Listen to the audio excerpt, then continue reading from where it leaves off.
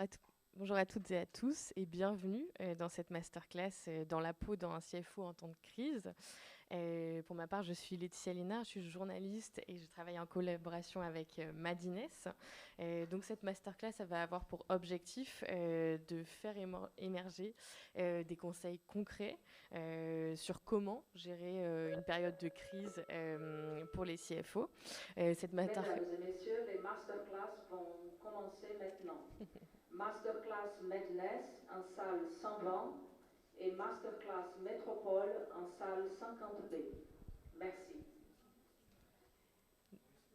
Donc cette masterclass, elle est organisée par Cégide et aussi par Madines. Un peu pour vous rappeler le contexte, Madines, c'est un média qui a été fondé en 2012, qui est devenu un acteur vraiment incontournable pour les startups françaises, mais aussi les acteurs de la finance et des nouvelles technologies. Chaque mois, il y a plus de 1 million de lecteurs qui vont sur Madines pour en apprendre plus sur l'écosystème, sur les startups, sur l'actualité, y trouver des conseils et de l'inspiration. Et en ce qui concerne Cégide, je vais laisser la parole du coup à Silver Duquesne, qui est le directeur marketing de Cégide. Et donc je l'invite du coup à me rejoindre sur scène. Merci et bonjour à toutes et à tous. Donc c'est un plaisir de vous accueillir aujourd'hui. Je ne vais pas vous parler de Cégide trop longtemps, je vais plutôt vous expliquer surtout pourquoi on a eu cette démarche-là. Donc Cégide, nous on est éditeur de solutions de gestion de cloud à destination de plein de métiers, dont les fonctions financières. Et plutôt que vous parler de nos produits, on a trouvé intéressant, on en parlait juste à l'instant avec nos intervenants, on a trouvé hyper intéressant de réunir les CFO ensemble sur des problématiques du quotidien pour pouvoir partager des bonnes pratiques, des retours d'expérience, parce qu'on se rend compte que c'est une fonction qui est horriblement solitaire dans l'entreprise. Et c'est vrai que tout ce travail se fait beaucoup par communauté, par des échanges. Donc on a voulu ramener un petit peu tout ça dans du réel, pas dans du Teams. Et puis aussi en région, parce que beaucoup de choses se passent à Paris. Les régions aussi, il y a beaucoup d'activités, on le sait, surtout sur le tissu économique des startups, des scale-up. On le voit encore aujourd'hui, c'est un super événement qu'est le Grand Bain. Et donc, je vais arrêter de parler et je vais surtout laisser la parole à Séverine et puis à Alexis. Puis je vous remercie encore une fois de votre temps pour cette masterclass. Merci beaucoup, Silver. Effectivement, à présent, je vais appeler du coup Séverine Dacheri, qui est la CFO de l'entreprise Mail in Black, présente à Marseille.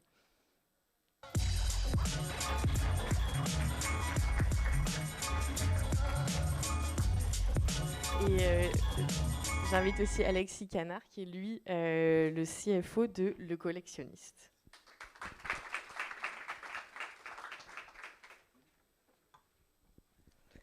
Alors bonjour à tous les deux et merci déjà d'être venus aujourd'hui avec nous pour cette masterclass. Bonjour. Bonjour Laetitia. Alors déjà, très simplement, est-ce que vous pouvez en quelques minutes nous parler de votre parcours et ensuite de bien sûr l'entreprise dans laquelle vous exercez donc cette fonction chacun de CFO. Oui, bien sûr. On commence par moi, j'imagine. Du coup, Alexis Canard, j'ai 36 ans. J'ai un parcours assez classique, école de commerce. J'ai tenté un peu d'audit en césure qui m'a pas vraiment passionné. Donc à la sortie de l'école, j'ai fait de la fusion-acquisition pendant 3 ans à Paris dans une petite boutique. Très sympa. Et ensuite, j'ai voulu intégrer un groupe, enfin un vrai projet. Et à partir de là, j'ai intégré un groupe français qui venait de racheter une boîte aux US, à Boston. Et du coup, j'ai intégré cette filiale à Boston et j'ai géré la partie intégration de la société rachetée au sein du groupe, le pilotage financier et un peu de M&A sur place. Ensuite, je suis rentré à Paris et à partir de là, j'ai rapidement rejoint le collectionniste et ça fait du coup 6 ans que j'y suis en tant que CFO. Est-ce que du coup tu peux nous parler rapidement de le collectionniste, combien vous êtes et aussi combien de personnes tu as dans ton équipe de CFO? Oui, bien sûr. Donc, le collectionniste, qu'est-ce qu'on fait? On fait de la location de villas de luxe avec service. On est présent en Europe. On fait saison été, saison hiver, donc dans des destinations assez connues, sud de la France, Italie, Espagne, Alpes françaises, etc. On est sur des paniers moyens assez élevés. C'est du luxe, ultra luxe. C'est du 25 000 euros les 10 jours en moyenne. Et à ça, on ajoute 5 000 euros de conciergerie en moyenne. Et ça peut être chef, transfert, cours de yoga, enfin tout ce qu'on peut vraiment inventer pour nos clients. Et du coup, le collectionniste, notre ADN, c'est de faire du sur-mesure, d'accompagner le client de A à Z dans son projet, de s'assurer qu'on trouve la bonne maison pour le bon client et le bon groupe. Ensuite, aujourd'hui, vous êtes combien de salariés aujourd'hui, on est 300 et on est répartis dans différents bureaux du coup en Europe. Okay. Et sous ta responsabilité, du coup, de CFO, tu as une équipe de combien de personnes à peu près? Et sous ma responsabilité, je dirais que j'ai environ 20-25 personnes. Très bien. Est-ce que tu peux nous expliquer ton rôle aussi et ton parcours? Pardon. Oui, donc moi je m'appelle Séverine Decherry. Je suis CFO chez Men in Black. Donc en termes de parcours, j'ai fait une école de commerce avec un parcours, avec un cursus franco-allemand. Et donc après mon diplôme, je suis partie en Allemagne où j'ai travaillé d'abord pour un constructeur automobile chez Nissan et ensuite pour une ETI allemande. Donc plutôt à des postes de planification, contrôle de gestion. Et donc après 7 ans de vie en Allemagne, j'ai décidé de rentrer en France, où j'ai rejoint donc les équipes de Men in Black depuis maintenant 3 ans. Et donc vos deux équipes sont à Marseille, pour vous deux? Oui, vous oui, êtes oui. présents chacun, vous êtes des boîtes marseillaises. Alors moi, c'est un peu différent. C'est une boîte parisienne de base, mais vu qu'on a ouvert nos bureaux là où sont nos clients et propriétaires, à Marseille, j'ai une équipe plus contrôle de gestion et M&A. Ok. On va rentrer maintenant dans le vif du sujet.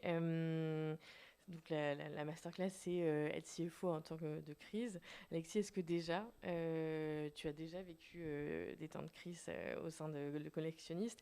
Et comment est-ce que tu as vécu ça, toi, en tant que CFO?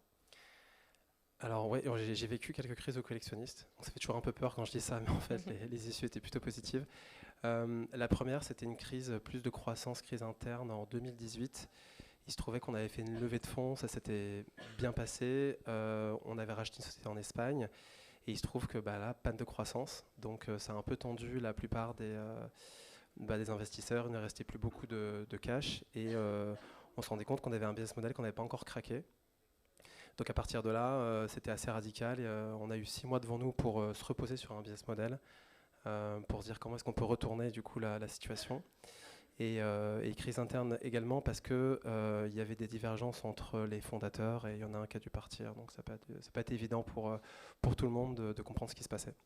Et justement, selon toi, qu'est-ce qui a été les bonnes choses qui ont été faites en tant que CFO, dans ton rôle, et celles qui auraient pu mieux se passer pour que la crise soit moins violente ou forte pour les équipes? Je pense qu'on a un peu tous subi cette histoire de divergence d'opinion, de stratégie au sein des fondateurs. Donc ça n'a pas été évident. Je pense à gérer dans tous les cas. Même pour le board, c'était quand même pas évident de se positionner à se dire on part sur telle stratégie.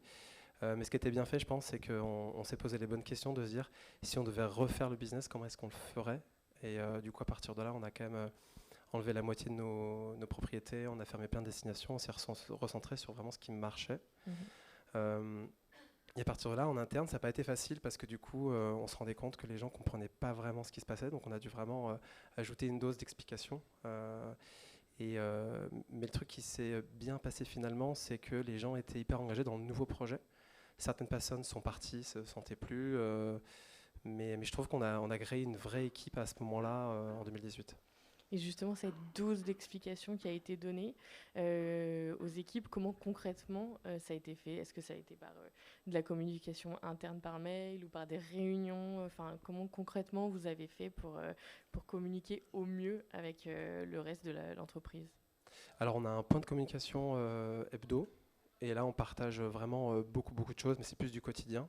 Et après, on fait des présentations trimestrielles, on redescend tous les chiffres, la stratégie de la société. Et à partir de là, c'est vraiment des sessions de Q&A et on essaye vraiment de vulgariser ce qu'on fait. On explique dans notre business model ce qu'est une marge contributive chez nous, ce qui fait qu'on peut grossir tranquillement pour un jour arriver à être une boîte plus mature. Okay. Donc tu trouves que finalement, vous êtes sortis plus fort peut-être de cette crise, ou en tout cas elle était peut-être nécessaire pour avancer? Ouais, je pense qu'elle était nécessaire. Ensuite, on a connu 2 autres crises derrière, mais Mais celle-là, je pense que ça a vraiment été un élément fondateur de la culture d'entreprise et l'envie de construire un vrai truc. Et c'est là où on y a vraiment cru. On s'est dit, OK, en fait, si on arrive à grossir sur cette structure-là, ça nous serait complètement bénéfique, quoi. Et quelles ont été du coup les deux, j'imagine qu'il y a celle du Covid qui Exactement. arrive, vous êtes dans le secteur du tourisme, donc forcément ça vous impacte directement. Comment est-ce que ça s'est déroulé pour vous? Ouais, l'impact du Covid a été, comme tout le monde, je pense, mais enfin, surtout nous dans le tourisme, ça a été très compliqué, je pense, pour la plupart des salariés de se dire est-ce qu'en fait la boîte va disparaître. Donc c'est la vraie réassurance qu'il faut avoir, qu'il faut transmettre à toutes les équipes. Et à partir de là, on avait 3-4 scénarios différents parce qu'on ne savait pas du tout comment ça allait pouvoir tourner. En train, moins 50% par rapport à l'an dernier. Donc ça, c'était un peu le scénario Armageddon qu'on appelait, mais heureusement qu'il n'a jamais été activé. Après, c'était des moins 25, des zéros. Et comment est-ce qu'on arrive à activer du coup tous les leviers liés à ces plans-là. Et je remercie quand même pas mal l'État français pour l'activité partielle parce que finalement, il a fallu être hyper flexible parce que les frontières se sont réouvertes. On a réussi à faire partir nos clients, sachant que 70% de nos clients vivent à l'étranger.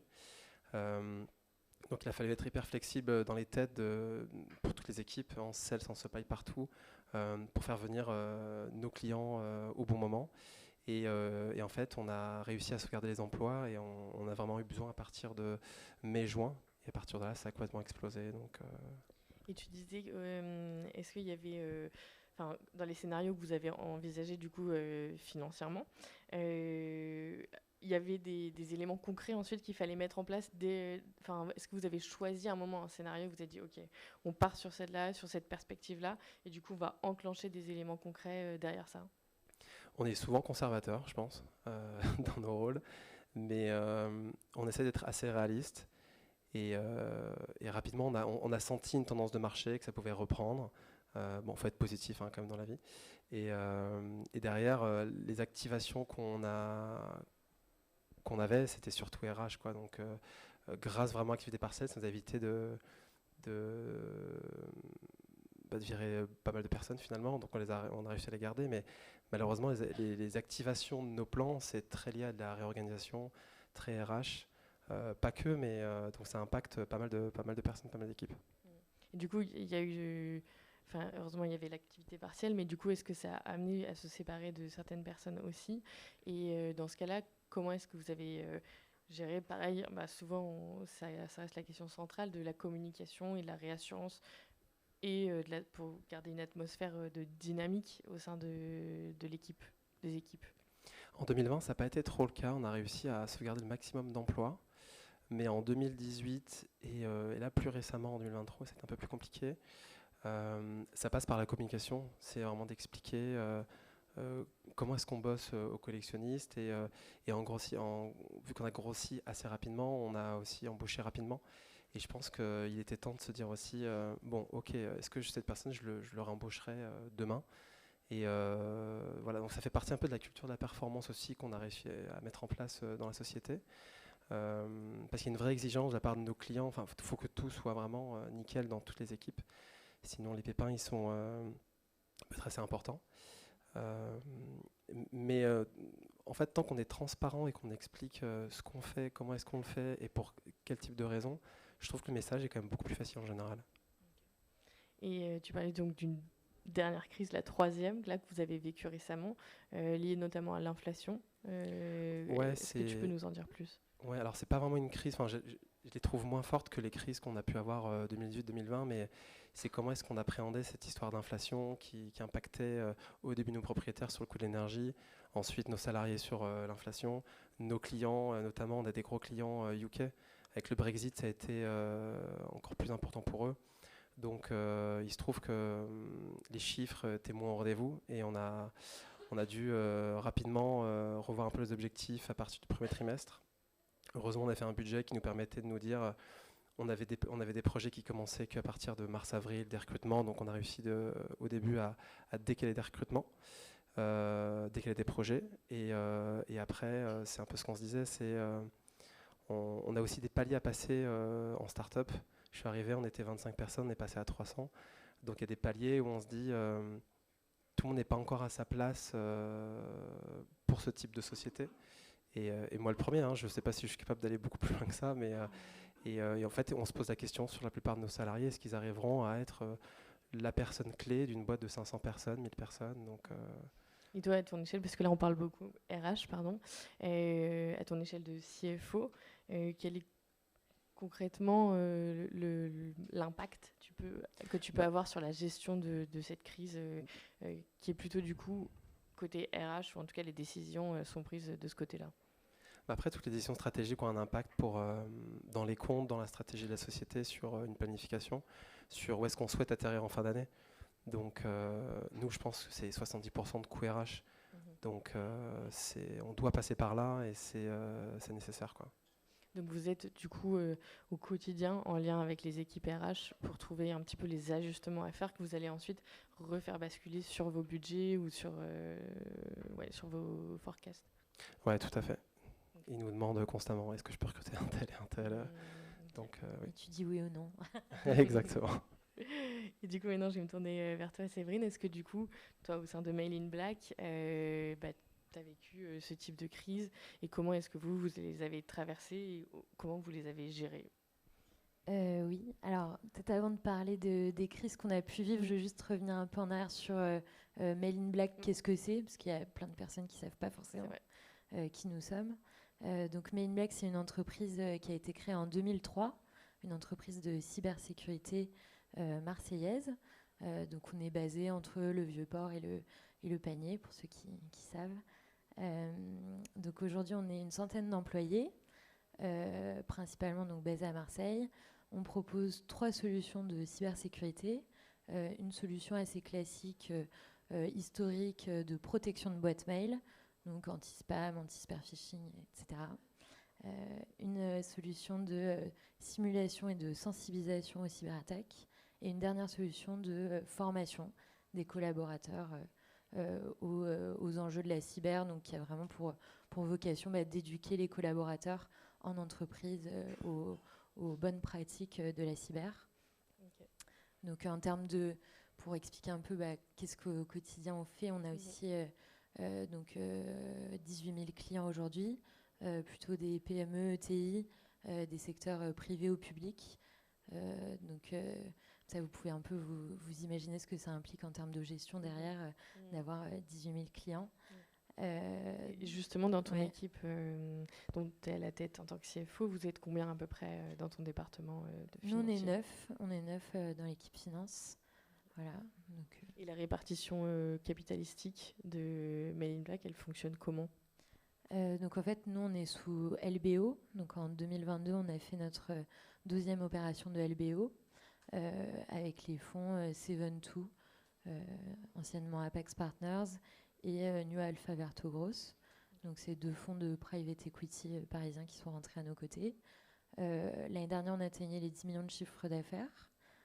On parle aussi beaucoup en ARR puisqu'on a un business model SaaS, donc on vend du logiciel, de la récurrence. Du coup, cette année, on va atteindre les 14 millions d'ARR. Voilà. Et on est aussi une entreprise rentable, donc c'est important. Surtout, aujourd'hui, pour les startups, c'est très important. C'est un peu spécial. C'est ça. Et du coup, si on peut revenir, même si là, votre chiffre d'affaires est en train de se développer de manière assez forte, est-ce que du coup, vous êtes passé par des périodes plus difficiles et comment est-ce que toi, à ton échelle, en tant que CFO, tu as réussi à gérer cette partie-là? Oui, alors contrairement à Alexis, on n'a pas vécu, en tout cas, je n'ai pas encore vécu de crise aussi difficile chez Mail in Black, je touche du bois. Par contre, nous, pour le coup, l'inflation, ça a eu un vrai impact sur notre entreprise l'année dernière, puisqu'en fait, on a constaté que d'un côté, on avait l'augmentation des prix de nos fournisseurs. Comme on est dans du SaaS, on ne peut pas tout de suite le répercuter sur nos clients, puisque c'est des abonnements, donc des contrats qui sont aussi négociés sur une assez longue période. Donc l'augmentation des prix n'était pas répercutable sur nos grilles tarifaires directement. Et en même temps, on avait des employés inquiets face à l'inflation et on se projetait aussi de faire face et d'augmenter les salariés pour qu'ils ne soient pas pénalisés par cette crise-là. Ce qu'on a fait, c'est qu'on a, avec l'aide de nos investisseurs, en fait, historiquement, on n'avait pas une bonne practice sur nos prix. Comme ce n'était pas un levier de croissance organique pour nous, c'était jamais un sujet qu'on avait prioritisé. Du coup, on n'avait pas les process, on n'avait pas les bonnes méthodes, on n'avait pas non plus les bonnes manières de gérer notre politique de prix.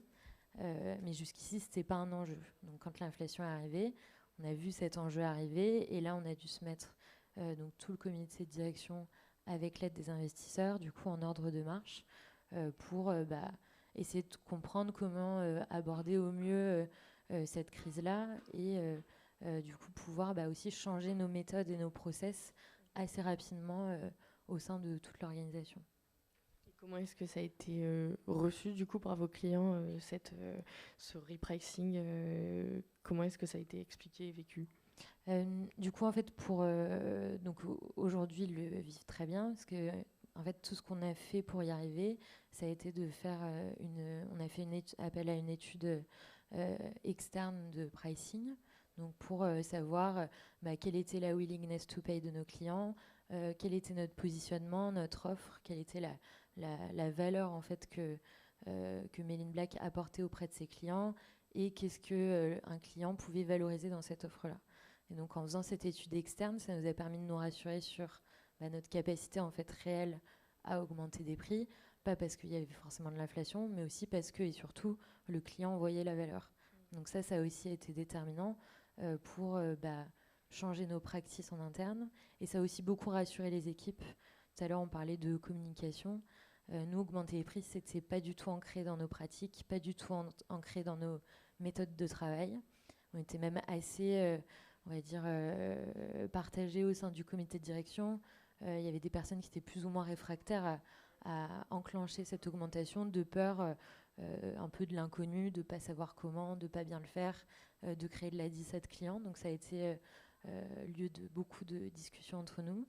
Et donc le fait de prendre un regard externe sur ce sujet-là, ça nous a aidé à nous mettre tous d'accord et ensuite à bien communiquer auprès de nos sales comment pitcher en fait correctement les augmentations de prix, pourquoi on le faisait.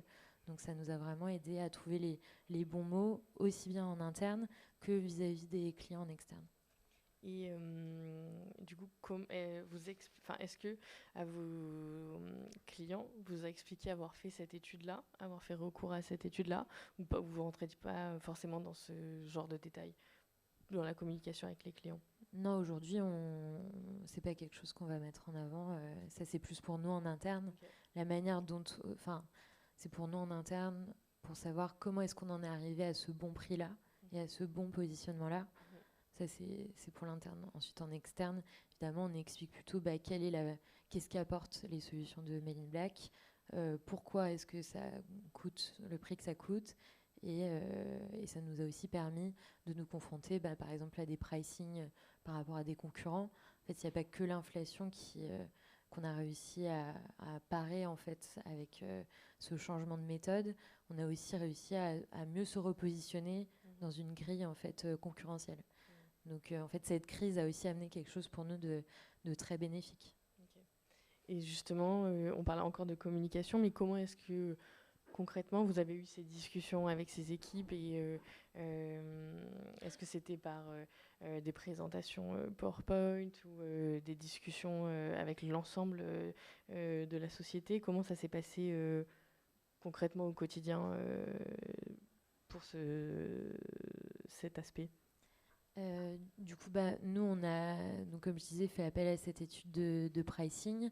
Donc, on s'est mis dans des pièces avec eux, on a étudié nos chiffres. Donc, moi, côté finance, j'étais très impliquée dans l'analyse des chiffres, bien leur expliquer, et challenger aussi leurs hypothèses.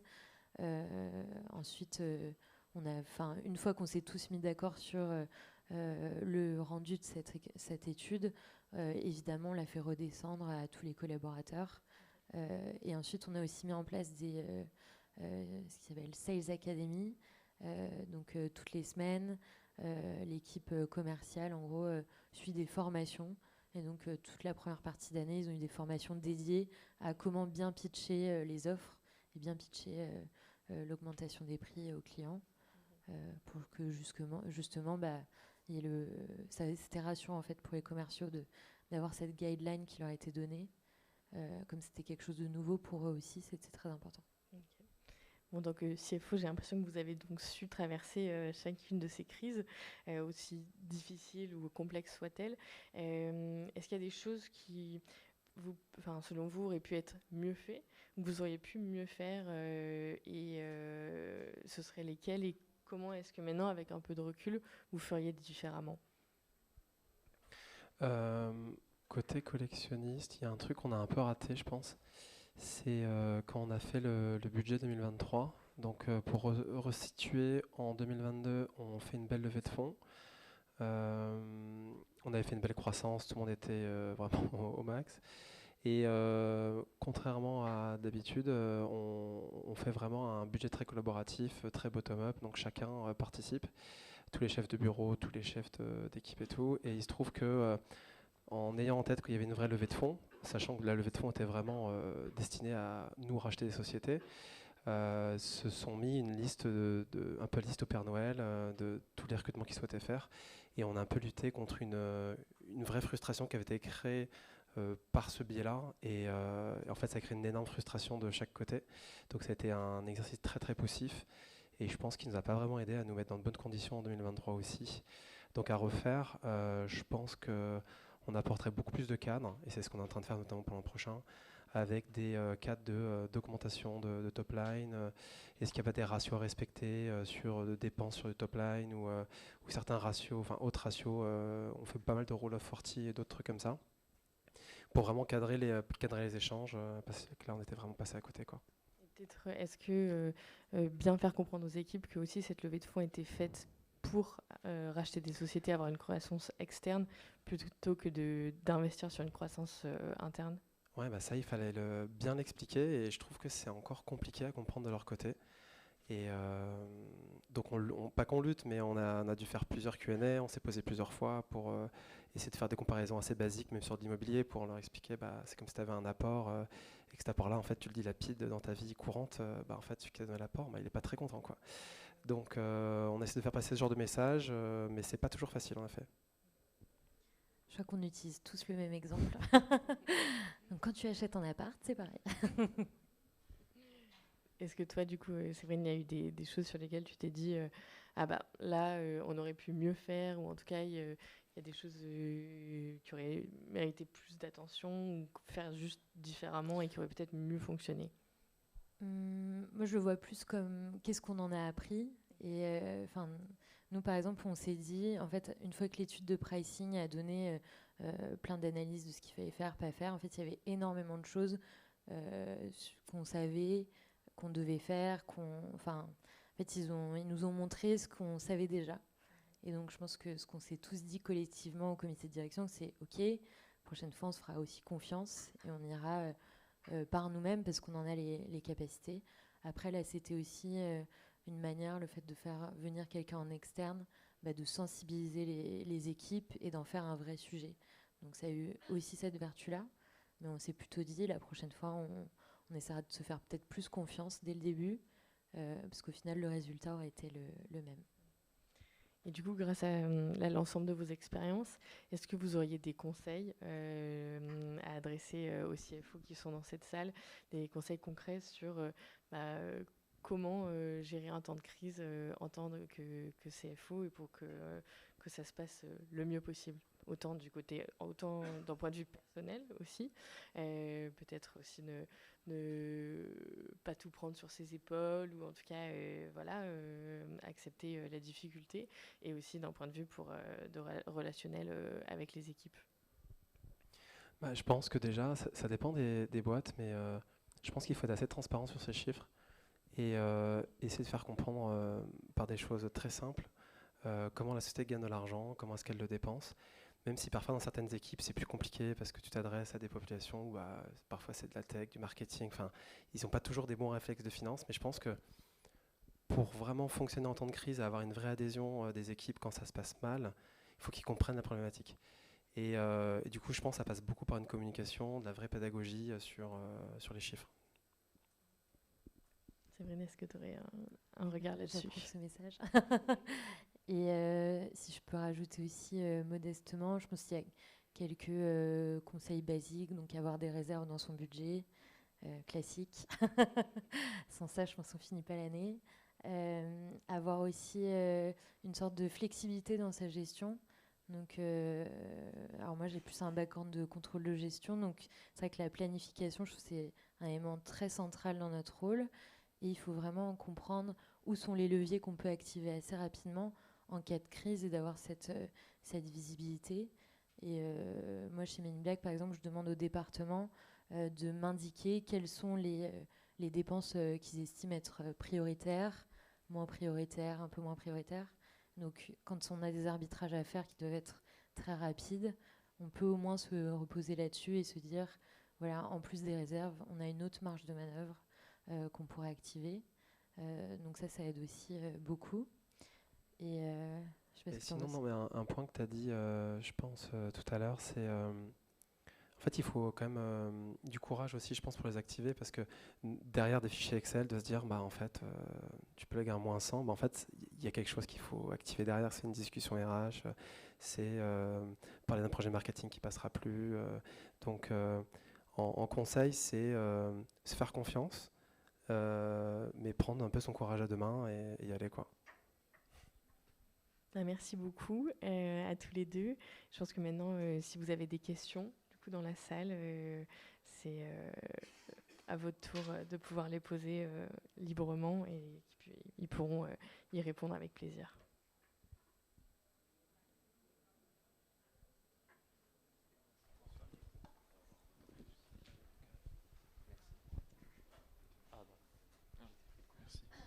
Bonjour, j'ai une question plutôt pour Alexis, vu que vous avez traversé 3 crises avec des volets RH. Quel conseil vous avez sur le degré de transparence d'informations financières auprès des salariés? Parce que je pense que si les chiffres sont mauvais, ça peut permettre de faire passer des messages, mais en même temps, ça pourrait risquer d'effrayer les salariés les plus talentueux qu'on voudrait garder. Donc quel degré de transparence vous avez adopté dans ces cas-là? C'est une bonne question. Je pense qu'on présente toujours le scénario peut-être le plus positif. Et je pense qu'il faut le présenter de la manière où on dit on va y arriver, quoi. Parce qu'on a vraiment besoin d'une vraie adhésion. Et après, je pense que nous, côté finance, on a d'autres scénarios un peu downgradés et on sait ce qu'il faut faire. Mais on va se battre pour le meilleur des scénarios, quoi. Donc, après, nous, aux collectionnistes, on investit beaucoup. Donc, on est souvent à zéro en termes de rentabilité. Donc, on ne montre pas non plus des EBITDA énormes et on dit de faire des efforts. Donc c'est peut-être la facilité d'être dans une société où on est en phase de ramp-up. Merci. Et ça peut pas, je rebondis, ça peut pas risquer du coup de créer une certaine mauvaise surprise de la part des salariés ou un manque de confiance du coup envers le discours qui a été fait si finalement le scénario le plus positif a été choisi et qu'en fait il se réalise pas? Est-ce qu'il n'y a pas une méfiance qui peut s'instaurer? En fait, on prend quand même quelque chose de réaliste, hein. Mais et en fait, on leur dit, on est honnête, hein, on a vu plusieurs plans, on pense que ce plan peut y arriver. Évidemment, ils sont au courant que dans notre discours, faut aller chercher le chiffre, il faut être un minimum optimiste. Donc je pense que même sans le dire, ils comprennent que si vraiment on fait la moitié du forecast prévu, il y aura d'autres conséquences. Et ils l'ont vu dans le passé, on n'hésite pas, entre guillemets, à prendre des décisions un peu difficiles. Oui, je pense qu'il faut avant tout avoir un message rassurant et transparent vers ses employés. Surtout que d'expérience, un employé ne va pas forcément retenir le chiffre qu'on lui donne. Il va retenir justement quel est le message qu'on veut faire passer. Je pense qu'aujourd'hui, on demande à 90% des employés de Men in Black quel est le chiffre d'affaires. Ils ne le savent pas et c'est OK. Et ça ne veut pas dire qu'ils ne comprennent pas pourtant quels sont les enjeux de la société de manière plus structurelle. Donc ça, c'est important. Je ne sais pas si vous avez d'autres questions. Oui, moi j'avais une question. Lorsque vous avez rencontré des moments de difficulté, est-ce qu'il y a un moment où vous vous êtes dit, mince, en fait, je ne sais pas faire, comment je vais faire, et qu'est-ce que vous avez mis en place, en fait, avec qui peut-être vous avez parlé pour trouver la solution que vous n'aviez pas au début? Tu veux que je commence ? Vas-y. Alors moi, l'année dernière, donc, comme je disais, on a fait une opération de LBO. Du coup, ça a été quand même un assez gros changement en termes d'impact sur l'équipe finance et la gestion en général, puisqu'on est passé de fonds en minoritaire à des fonds majoritaires. Donc c'est vrai qu'il y a énormément de sujets qu'ils ont apportés, qu'ils ont abordés aussi avec nous, et beaucoup de sujets sur lesquels on n'avait aucune réponse. Et du coup, typiquement dans ces cas-là, moi je me suis retournée vers eux en leur disant ok, donc voilà ce que vous voulez qu'on mette en place ensemble, faisons-le à deux, ou dites-moi comment est-ce qu'on peut y arriver. Et je pense que, en tout cas, quand on a des fonds majoritaires au sein de ces entreprises, moi je sais que c'est un vrai appui aujourd'hui pour moi, même au quotidien, quand j'ai une question, quand je veux avoir une idée de qu'est-ce qui se passe sur le marché, souvent c'est vers eux que je vais me tourner, parce qu'ils vont avoir beaucoup plus de benchmark en tête en termes de société aussi et d'expérience. Moi je vais rester, enfin voilà, je vais jamais faire travailler dans 50 boîtes différentes. Eux ils travaillent avec énormément d'entreprises différentes. Donc je pense que là, dans ces cas-là, l'investisseur, le partenaire financier en général, peut apporter aussi un éclairage externe sur des problématiques. Ouais, je confirme, je pense qu'on prend pas mal d'aide, nos investisseurs qui peuvent nous mettre en contact avec d'autres sociétés de leur portefeuille pour voir comment ils ont géré ce genre de crise. Et après, juste parfois on ne sait pas, et je suis assez d'accord, et c'est essayer de trouver un peu la source du problème. Est-ce que c'est un problème de marché? Est-ce que c'est un problème d'organisation? Est-ce que c'est un problème de management? Ça peut être plein de choses. Et en fait, je pense qu'il faut essayer d'identifier quelle est la root cause, quoi. De se dire, ok, donc en fait, mon problème, c'est que le marché se porte très bien et moi, je suis à compte courant. Donc, typiquement, c'est qu'il y a un truc qui ne va pas et du coup, tu commences à creuser et tu essayes de mettre des plans d'action en fonction de là où tu te sens un peu plus faible, quoi.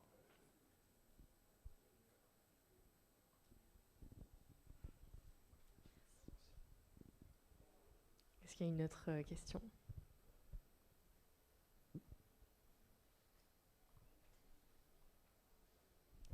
Est-ce que dans tous ces moments de crise, l'équipe finance a été en mesure d'avoir toutes les données et de fournir toutes les réponses qui étaient nécessaires au moment où on en avait besoin? Parce que quelquefois, quand on a des fortes croissances, on n'a pas forcément encore tous les outils en place au moment où on en a besoin. Et du coup, comment vous avez fait pour répondre avec vos équipes à ces problématiques? Je pense que c'est difficile à répondre parce que je pense qu'en finance on a des chiffres, mais c'est souvent les opérationnels qui les font. Enfin, les hypothèses derrière, elles doivent être backées par beaucoup de choses qui sont un peu au-delà de la finance. Donc pour moi, le rôle de la finance, c'est finalement d'aller faire le tour de toutes les équipes, parler avec tout le monde, bien comprendre ce qu'ils font et récupérer les bons inputs pour construire du coup des bonnes projections, un bon retournement entre guillemets, enfin forecast. Donc ouais, les chiffres, on les fait pas. Ce qui est important, je trouve, c'est de se dire, on part des bons inputs, c'est des vrais leviers, et on joue pas à tirer des courbes. C'est peut-être une évidence, mais on joue pas sur un résultat, quoi. On joue vraiment sur des vrais leviers d'input. Ouais, à peu près, je dirais ça, ouais.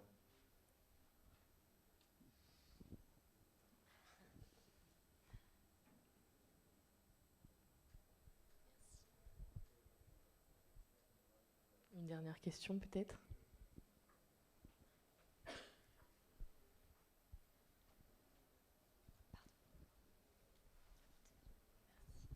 Oui, vous parliez des opérations de fusion-acquisition que vous aviez.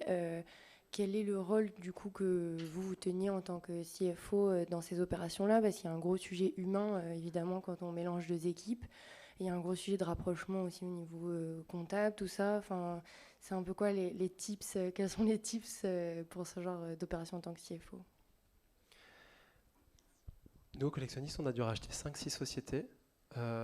Et c'est jamais évident. Tout dépend un peu du type de rachat déjà, je pense. Si c'est un rachat d'un concurrent qui fait exactement la même chose, ça peut déjà commencer à simplifier l'histoire, même si il y a des différences de culture d'entreprise, de façon de faire, de reconnaissance de chiffre d'affaires. Enfin, il y a beaucoup de choses. Et nous, là, on est en phase d'intégration. Et il y a certaines acquisitions, on se dit on ne va pas les intégrer maintenant parce qu'on n'est pas assez mature sur certains sujets. Donc côté finance, déjà on intervient sur la partie valorisation, montage de l'opération. On est évidemment accompagné par... moi, j'ai quelqu'un en M&A qui nous fait toutes les due deals, mais on est aussi accompagné avec des cabinets qui nous font les due deals et des avocats. Et après, c'est une roadmap d'intégration, mais qui n'est pas que dédiée à la finance. C'est que finalement, c'est intégration dans tous les autres aspects de l'activité, en sales, en supply. Et c'est des roadmaps à tenir qui ne sont pas toujours faciles. Et parfois, il y a des fois, on s'est dit on n'aurait peut-être pas dû intégrer si vite. C'est jamais des réponses très faciles quand il y a des acquisitions, en effet.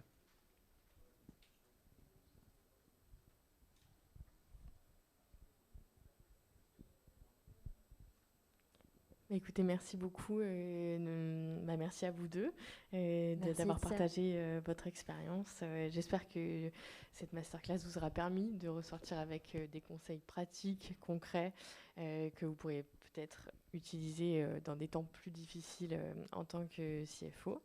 Et on va vous souhaiter une bonne fin de journée au Grand Bain et merci d'être venus aussi nombreux pour assister à cette masterclass. Merci à tous.